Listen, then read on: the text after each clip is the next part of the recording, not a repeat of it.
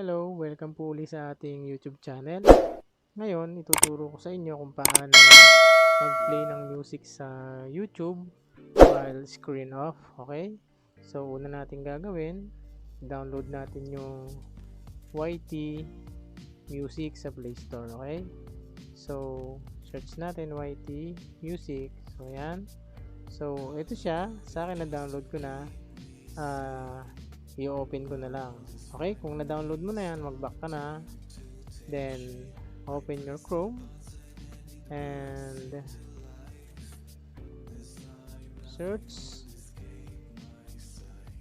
youtube.music.com.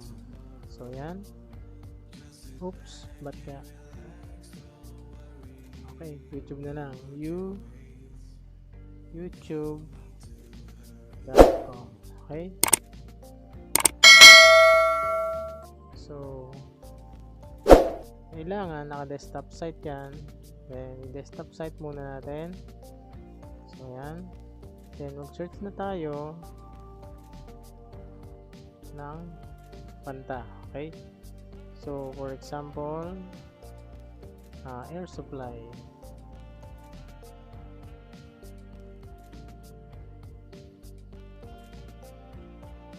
Okay, magpatugtog tayo ng isa. Yung maiksi lang. So, eto, nagpe-play na siya.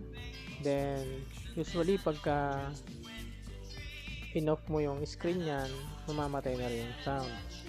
Dito sa ginawa natin, pag in-off mo yan, nandito pa rin sa background niya yung music. So, for example, i-off screen natin. So, ayan. Then, scroll down mo yung pinakataas. Okay. So, andito siya. Then, play mo lang. Okay.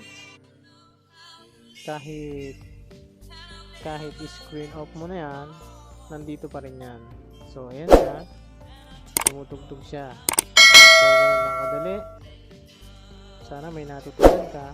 Maraming salamat.